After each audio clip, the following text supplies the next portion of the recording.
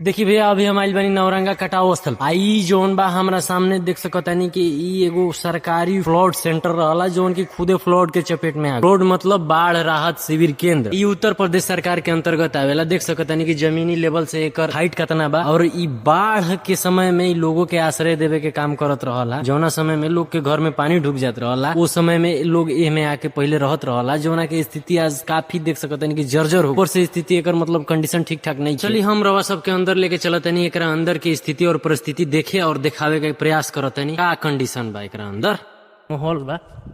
देखी भैया एकरा अंदर हम आइल बनी काफी ज्यादा पुराना होइला के वजह से घास फूस जामल बा। एकरा में ज्यादा देर तक रुके लायक नहीं खे काहे से कि जीव जंतु के खतरा भी बनल बा।